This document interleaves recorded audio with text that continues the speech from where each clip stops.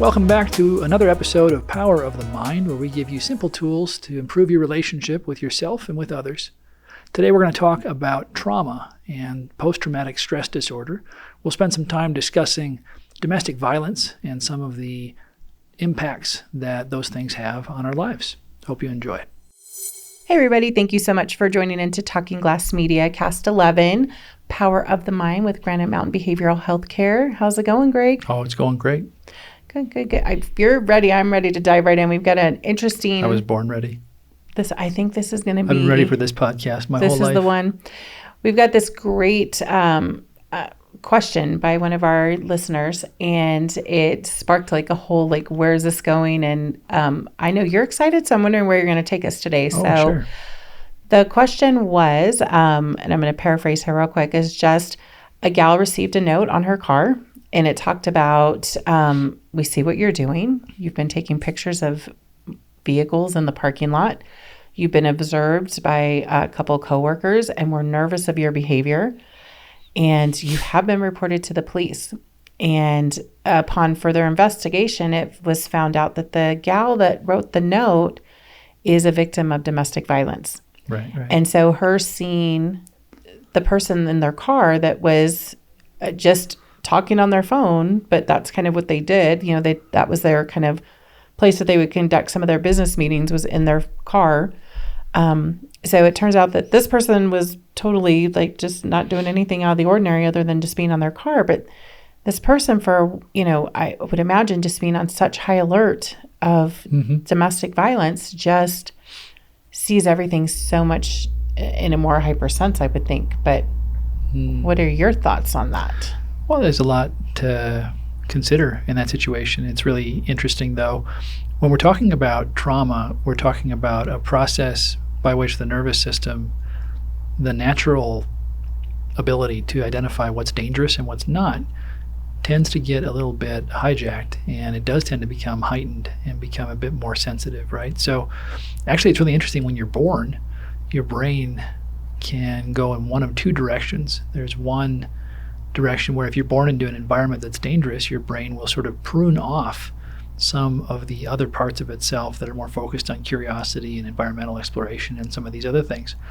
And conversely, if you're born into an environment that appears to be relatively low in activation and nervous system arousal, then you will develop more in a direction of curiosity and exploration and some of those things. And so you'll see significant differences neurologically between people, for example, who are born into an environment of war versus people who are born into an environment of peace. And that can be war and peace on a cultural level, obviously, or war and peace at home. When you're talking about somebody in a situation like this, it's not uncommon to be in a spot where, when I've endured a lot of terror and fear and attack and abuse at home, to be hypervigilant and really aware of places where that person can come from. And I've seen, actually, in domestic violence situations, one of the hardest parts is that if I leave, the person is never gone. I knew somebody who was in a domestic violence situation for many, many years, and her husband was a policeman, a detective specifically. And he said, they're never coming for me. And he said, here's what's going to happen. You're going to leave, and in 3 years, you're going to turn the key to your car and it'll blow up. And no one will ever know what happened. Oh my gosh. And she was 15 years in, having gone and left, and she still got nervous every single time she turned on her car, God bless her, right? Oh, terrible, terrible stuff. So the domestic violence is a situation where you're in constant threat and your nervous system eventually habituates to that. And because of some of the threats and the way the nervous system responds to those threats, it's not uncommon for somebody in that kind of a situation to probably wisely be very alert of potential colluders and collaborators. I don't think colluders is a word, but in the environment, and look to see who might be there. So that's probably assuming that the individual involved was not engaging in nefarious surveillance on behalf of the abuser. The That's probably what happened, right? So a person's nervous system gets just really cued into threat, more or less. And the other thing that's really interesting to remember is that biologically, it's a lot smarter to detect threat and to be wrong Right. than to not detect threat and be right. I think that's actually not exactly correct. Than to not detect threat and be wrong. That's what I Right. meant to say. So it's better to just be on the lookout and be over vigilant because Exactly. it's you. And for those of us who've not been in that situation, you'd be like, gosh, that was nuts that she Right, reacted right. that way. And then instead of, when you've been in that situation, to be able to be, compassionate towards that. Sure. Well, that is very helpful, to have some experience and knowledge and understanding of what's happening. And but yeah, if you think about it from the perspective of, like, we'll say, take a bunny rabbit. The bunny rabbit's job is basically to eat grass, hang out, and be food, more or less. I mean, it's not always going to end well for the bunny. And the other thing that's interesting is in nature, I want to say it's like 80 or 90% of attempts of a predator to get prey fail. So it's really in the best interest if you're a prey animal, which we have that in our biology. If you're a prey animal and you hear a twig crack, 99 times out of 100 it's nothing, but you probably ought to react all 99 times, because that 1 out of 100 time you're a snack. You're just you're done. And so biology and evolution are going to very much reward the bunny that is more nervous and more prone to detecting threat. That's actually one of the reasons why I've talked about my sort of dislike for news in general, particularly news online, because the news stations are designed to appeal to the most base, kind of least evolved parts of the brain. And this is why, because our brain is wired to detect threat. So yeah. So would it be post-traumatic stress disorder? Is that what this is, or? It's, again, you'd have to meet with the client, obviously, but domestic violence situations pretty inevitably lead to PTSD, post-traumatic stress disorder, as a result of the experience. Now, there are some situations where PTSD doesn't set in. There are a lot of variables about when PTSD shows up and when it doesn't for people. Difficult early family experiences tend to make a person more prone to experiencing PTSD. The example I think of, there was a book that came out, and HBO made a series out of it. It was called Band of Brothers. It was a really good book, and I watched part of the series, and I think I remember enjoying it. But in Band of Brothers, you have these guys who go back into the German sort of encampments, and they parachute behind enemy lines together, and then they meet up and they move through the whole thing, and they liberate Hitler's mansion, and there's all kinds of really interesting things that happen to these guys. And they're kind of the Navy SEALs, but back before there was a Navy SEALs, it was the elite fighting force of the Army. These paratroopers were, and the book talks all about their stories. And there are several of them who die, unfortunately, and then there are several of them who come back. And at the end, there's an epilogue, and the guy in charge of them ends up inventing some new kind of dog food and just doing really well for himself and living his life. And one of the other guys, a couple of the other guys go back and have kind of the normal, quote unquote, normal life that a person would expect. And a couple of them end up, so impacted by their PTSD that they can't function in the world. One in particular, I think they lose track of. He ends up homeless on the streets of San Francisco. So all these guys went through the same experiences, shoulder to shoulder. And it's not to say that the ones who were able to function in the world didn't suffer from the consequences of PTSD. I'm sure they did. But what makes for the variation of the suffering? I have the same or very similar experiences in battle. And one guy comes back and is pretty functional, and the guy to his left comes back and not functional. And so there's a lot of different discussion and theory about that, and I haven't reviewed the literature on it super thoroughly. But from what I've been taught, it has a lot to do with the early childhood experiences, and when there's a lot of safety and security in early childhood. The other thing I've observed in working with people with PTSD, particularly folks who come out of difficult situations in combat, is that the more difficult things that people do to other people in combat can often create a real strong trauma response in them. Human beings have been making war on each other for a long time. We're pretty good at it. Mm-hmm. We are pretty effective in a battle situation at just kind of killing whatever's in front of us. And sometimes whatever's in front of us didn't have killing coming, right? I remember one guy in particular who had to clear a housing complex of enemy folks, but that also included some women and some children.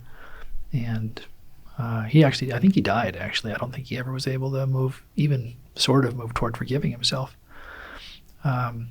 When a person is in combat, they enter a state that is, you'll discover parts of yourself that the rest of us can ignore a lot of the time, the shadow and some of the elements of the psyche that are pretty dark. And so that can play a real strong correlation in PTSD as well. And I'll see that too in some of my guys who come out of prison. Part of their PTSD is about what's been done to them, but part of their PTSD is about what they've done and making contact with parts of themselves that are pretty dark. So I would never have thought that. I mean, I guess it's... Yeah. I could see it from like a soldier who was put in a position and had to do something he didn't want to do, but like a bad guy. Like, this is what I do. I'm a bad guy. Sure. And then to have remorse and actually suffer PTSD for the things that he willingly did. And, so that's a little different. It's so interesting, you talk about a bad guy versus a soldier. And as far as I can tell, what happens is there are parts of the human psyche that we bury most of the time. Carl Jung called it our shadow.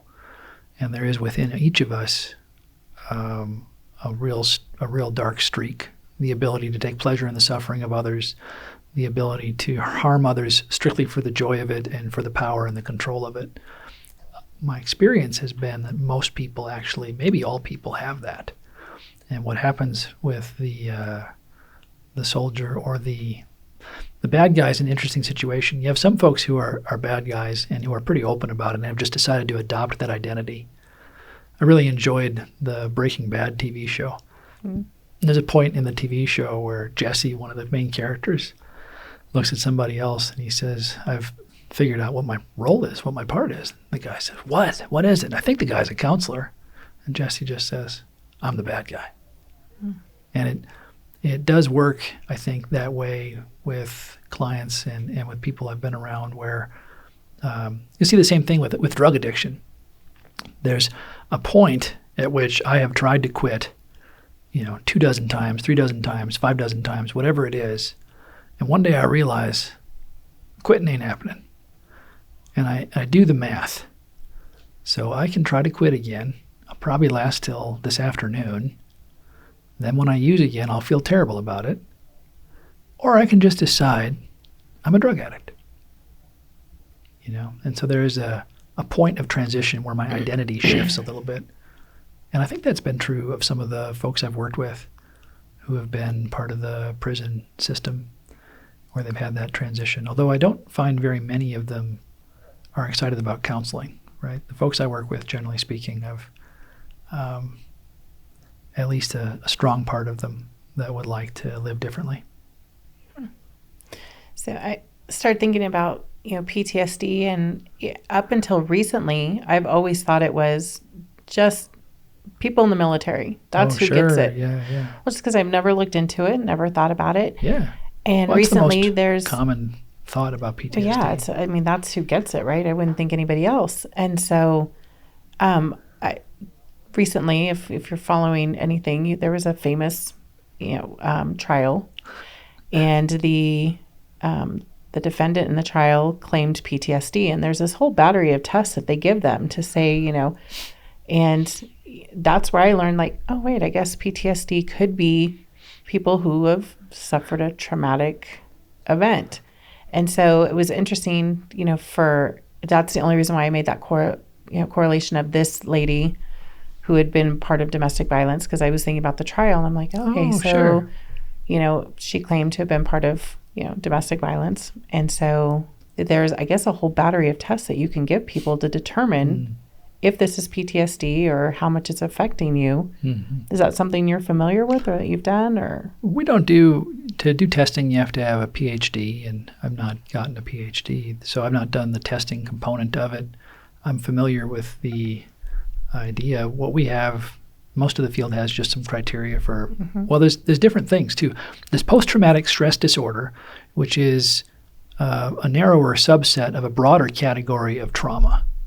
When we talk about trauma, there is a lot to that. There can be a lot to that.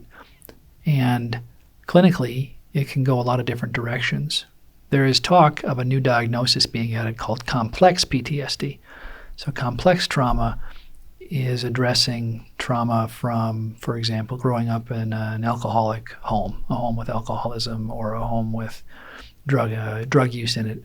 There's going to be a series of events that typically take place that for most people will be traumatic, and they will often take place over a long period of time. And that's what complex trauma is. Post-traumatic stress disorder generally deals with an event or a series of events that have, they call it shock trauma versus the psychological side of things. Now you can broaden the PTSD criteria enough to include those things some of the time, but I think one of the complaints in the field has been that the post-traumatic stress disorder criteria specifically isn't broad enough for a lot of what we see, and I think that's been something I've noticed over time. I'll have somebody who doesn't have, a particular memory that's, causing them nightmares or waking them up, but they decisively went through some traumatic stuff and their nervous system is extremely sensitive and particularly when it's exposed to things that remind it of the traumatic event or the person who, perpetrated whatever that event was around them. So there's a lot. It's a really interesting thing to dig into and to understand the trauma side of things. And yeah, that trial and some of the other things that have been brought into public consciousness in the last couple of years have, I think, heightened the awareness of PTSD and what it can be and how it looks. Well, something that makes me a little bit nervous is there are moments in my childhood where I go, oof, that was bad. Like we went through that and, it was nothing ever directed at me, but with my parents. And so there were things that, I've seen that it was, kids shouldn't see that. Right. But I've handled it very well. And so the thing that makes me nervous is, have I handled it very well? Or is it something that I've tucked away for 40 years and all of a sudden it's going to rear up and I'm going to, be crippled by this, crazy. Because Sure. It's not as if I've repressed the memories. I remember exactly what happened. There's, one episode that came out, about probably a year ago. I remembered an incident, and that one, it kind of shook me a little bit. I was like, gosh, because something happened and there were people around and nobody helped, so that bothered me a lot. Right. And so as much as the event was whatever, it was just something that, was in our lives. But so I always wonder, like, I've gone this long without being like, oh, this is freaking me out. But I just wonder, is this something, am I fine? Because it's been 40 years and I've dealt with it. Or am I going to wake up tomorrow? I mean, what triggers that? Such a good question. So what's interesting about PTSD triggers in my experience, first of all, the idea that PTSD doesn't show up right away is not commonly well known, but it's absolutely true. You can have several years, 2 to 7 years is not an uncommon experience, depending on the type of trauma and the individual involved. For onset of symptoms, it's really not uncommon for it to wait a while. A second thing that's really interesting is when you talk about repressed memories, I always tell folks, if your psyche is repressing a memory, that's okay. In the beginning of your question, I thought you were going to say, is this something that I've put away and been able to cope with and been fine with? Or is it something that, is going to come to my awareness now and I haven't put away? And I thought, well, the answer to that could just be yes. Right. On the one hand, we all have to go through very difficult parts of life as a general rule. Brene Brown I remember watching her speak one time and she said, nobody rides for free. And I thought, that's so profound and so true. I've not run into a single human being who hasn't encountered some often really significant trauma in their life. And it's so interesting to do what I do and to work with. I can remember a public figure I worked with at one point who was well known in his field and would stand up and speak, very well respected, kind of revered in his area, and had been through things that were, nobody would read the book because it was too awful, right? You can only write a book if it has sort of a redemptive arc at the end of it, usually. Yeah. And this one... And it all turned out okay. Sort of. I mean, and he did turn out okay because he did so well in his life, but it was rough, man. Yeah. And I remember thinking, this is kind of earlier in my career, and I remember watching him speak and thinking, wow, I bet there's a lot of that going on. Mm-hmm. I bet there's a lot of people in my life who I'm hanging out with who have this in their background, who just don't talk about it and don't. Yeah, you have no idea. Yeah, it's fascinating. And I think about that in the context of social media too, not to get too far off track, right? I'm comparing in social media has made a game, not even a game, it's not even the right word. Social media has sort of professionalized the capacity to compare my insides to someone else's outsides. It's remarkable that way. And I think it's so fascinating to really understand how much awfulness there really is in the world, and B, how incredibly resilient human beings are. It is amazing what human beings can live through and function in.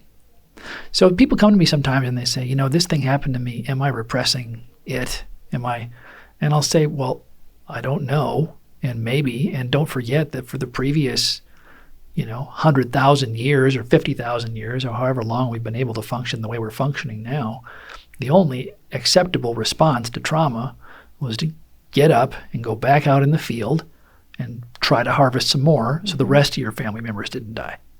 That was it. That was the only option we had. So denial and suppression and repression, those are wonderful tools. Yeah. They can be extremely, extremely helpful if you have to survive. This is one of the first conversations you and I ever had on one of the podcasts. It's like, it was repressed memories. And if my brain is repressing it, go for it. Why do I want to dig it up? Why do I want to talk about it? Yeah. And so, but as I've been sitting here with you for the last couple of months, it's, nobody writes for free. You're going to have to deal with it sometime. It is going to come up because it's, in my situation, I was always a protector. We've talked about that. So protecting my mom, protecting my sister, just throughout my life. And then, I was a mom at an early age. So I didn't have time to, this happened. It's been allowed to continue to happen. Mm-hmm. And I dealt with it more with anger. Sure. It's like, why are you allowing this to happen? Mm-hmm. I knew at 4:15, if my stepdad wasn't in the driveway, odds are he stopped to get a beer. And if he stopped to get a beer, that is wrong. And at 9 and 10-year-old, you shouldn't know, that shouldn't be an issue. And so for me, it was like, this went on for a few years. And, just that, I see it happening. How come you can't see it happen? Why don't you stop this as the adult? And so getting married at a young age, I see people that will, you lived that way. And so that's familiar to you. And sometimes you'll pick a spouse based on, mine was very different. It was like, oh yeah.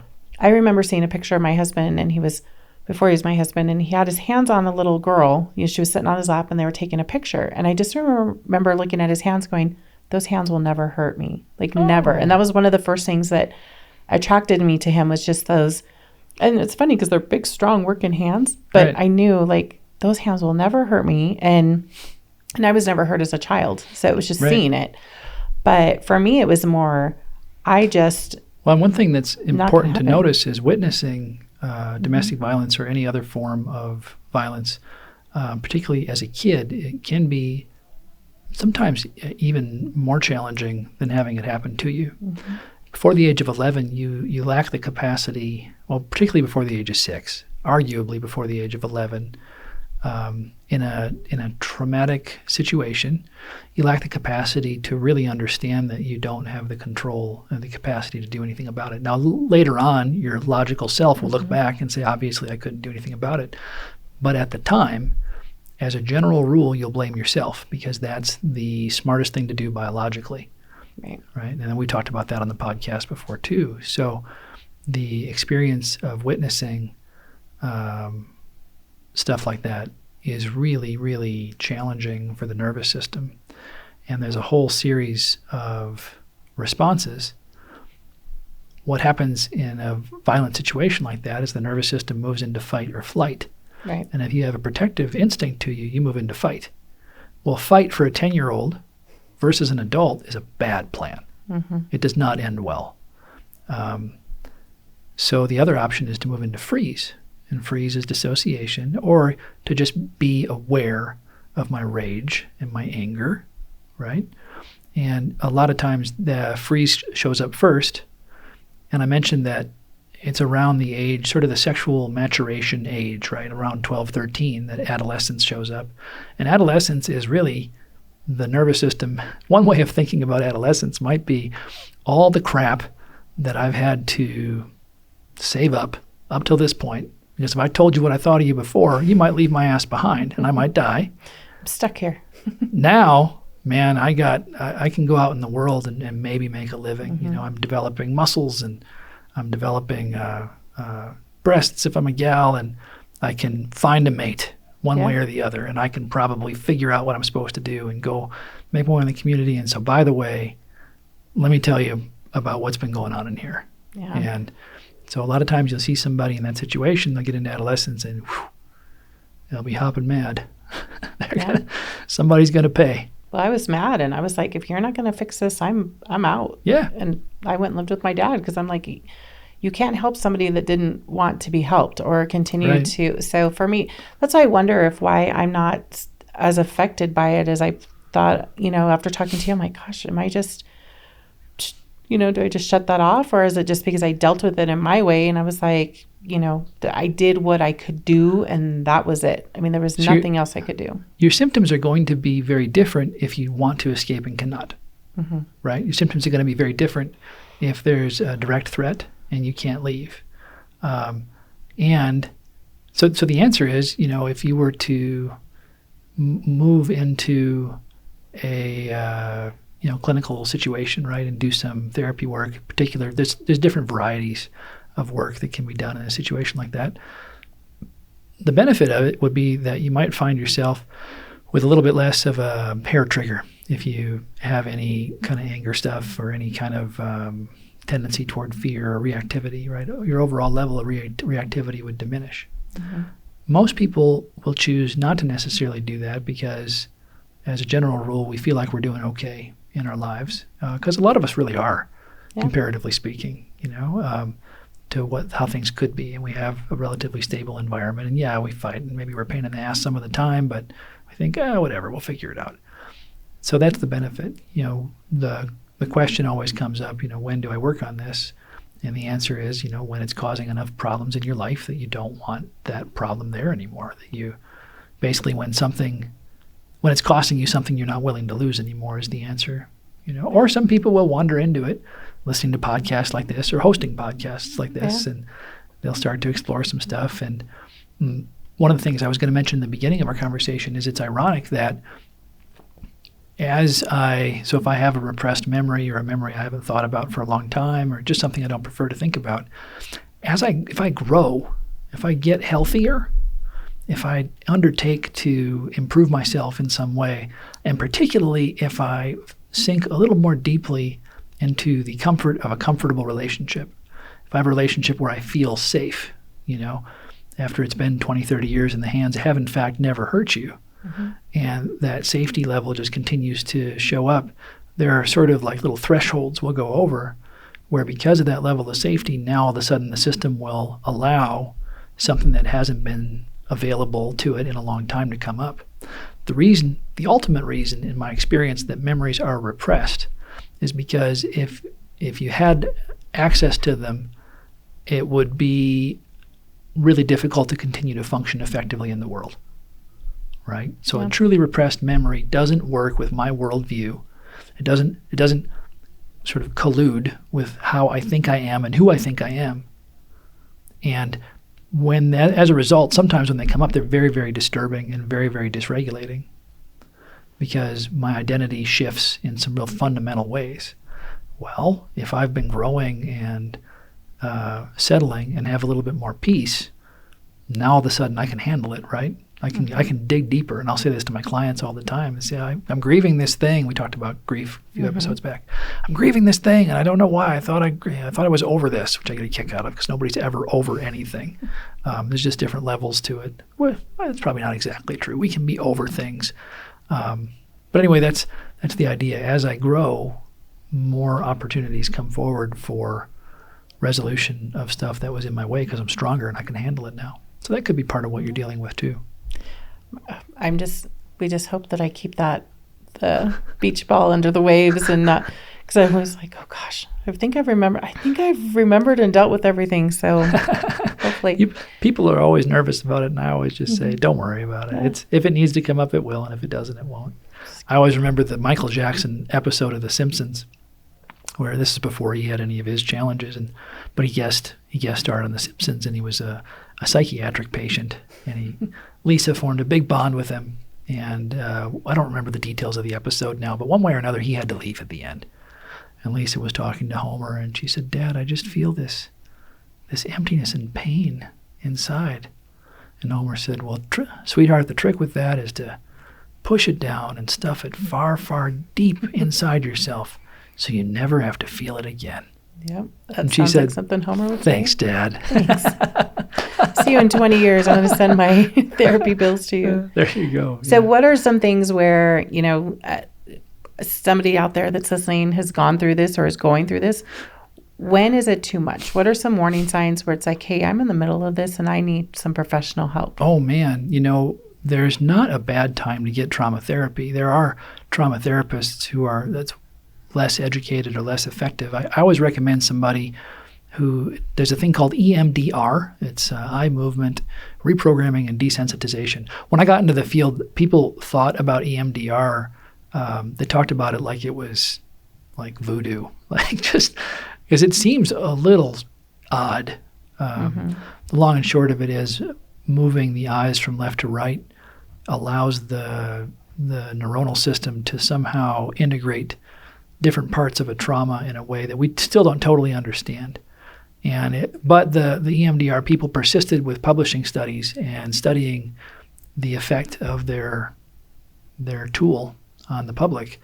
And I think it's pretty much gotten to a point now. I mean, there's always somebody skeptical of everything, but it's very well regarded and pretty well accepted as a mainstream trauma therapy, probably the mainstream trauma therapy now. I tell folks that if you have complex trauma, for example, domestic violence over the course of several years or somebody who abused you over a period of time, you generally want to find an EMDR practitioner or a trauma trained practitioner who's been in the field for at least 7 or 8 years. And sometimes they don't take insurance, so it can get expensive and kind of be a hassle. And EMDR can be a very blunt tool if it's used by somebody who doesn't have a bunch of experience in training, like just the basic training. There's a lot more to it. There's also a thing called Somatic Experiencing. That's my background in training, and I love that as a modality for training with trauma. And somebody who has that under their belt is really worth seeking out.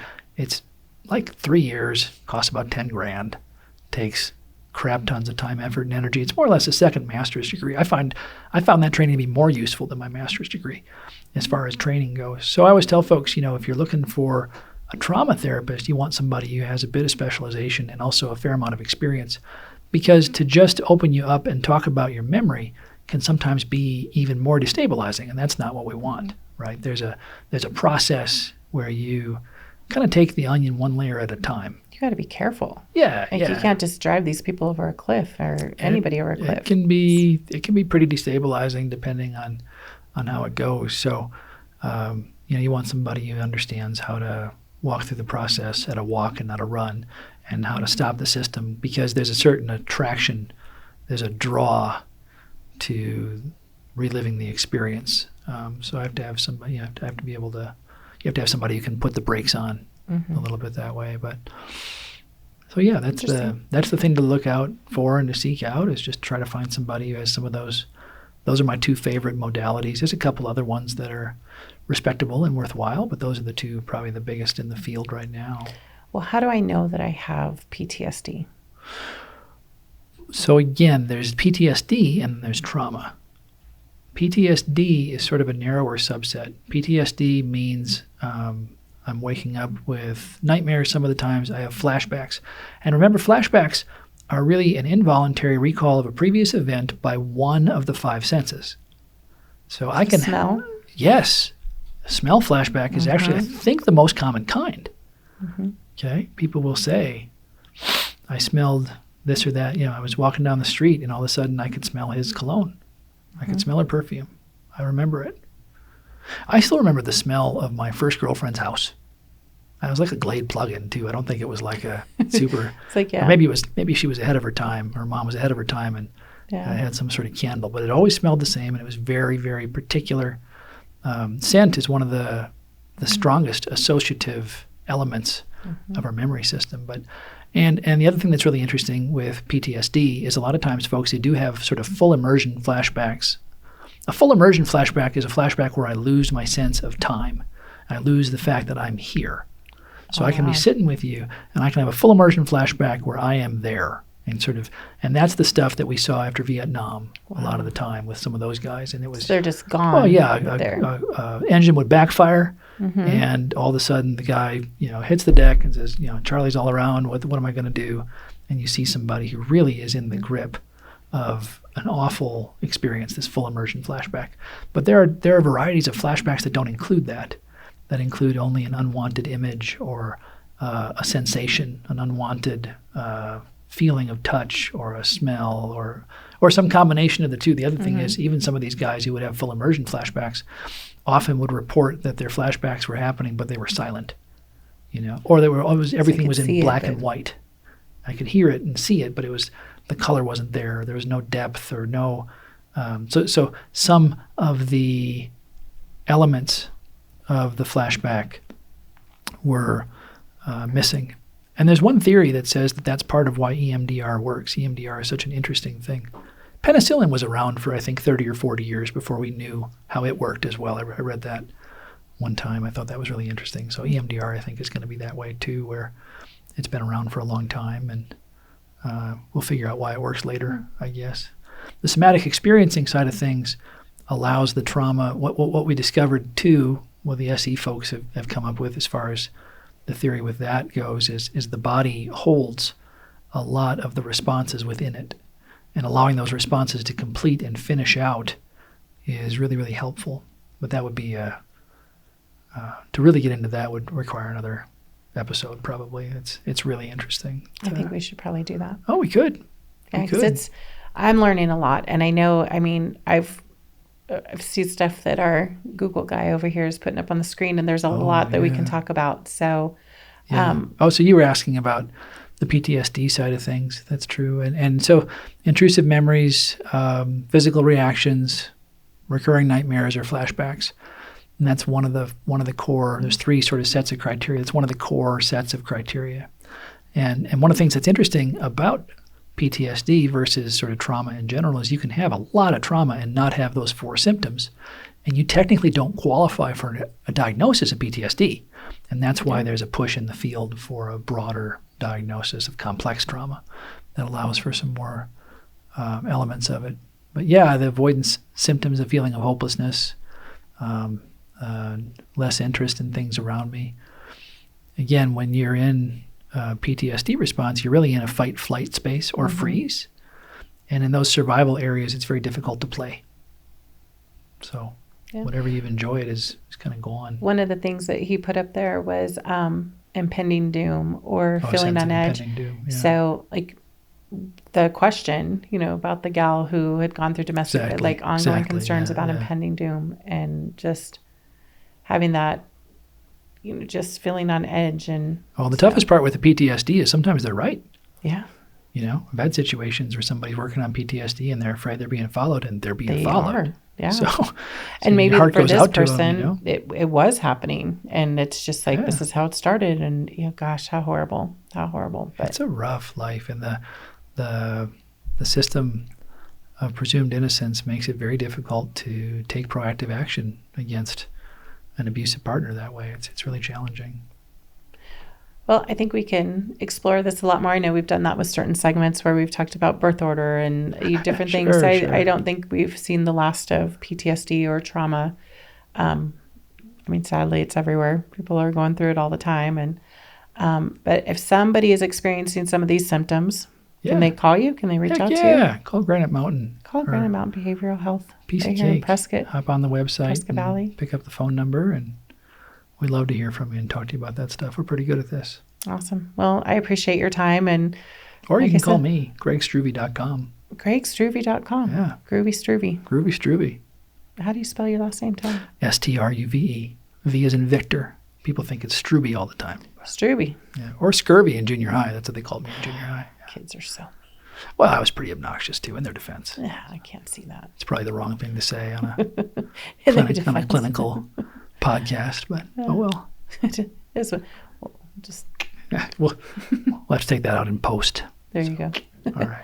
Well, Greg, as always, thank you so much for my therapy session, my favorite part of the week. So it's the only reason why I reached out to you. I'm like, I get free therapy every week. Piece It's of pretty cake. awesome. Yeah. So thank you guys so much for tuning in. If you have questions, go check out Granite Mountain Behavioral Healthcare, gregstruve.com. I know we've always got numbers and websites posted in conjunction with the webcast. And if you're viewing this and you're not in town, you do Zoom stuff, right? You do sure. Well, there's always options. I'll help people find help if they're in a spot where I can't help them. So perfect. Happy to offer assistance. Thank you guys so much, and we will see you next time on Power of the Mind. If you have a question or something you'd like us to discuss here on Power of the Mind, we would love to hear from you. Our email address is stories, STORIES, at signalsaz.com. That's stories, STORIES, at signals, SIGNALS, AZ.com. Look forward to hearing from you.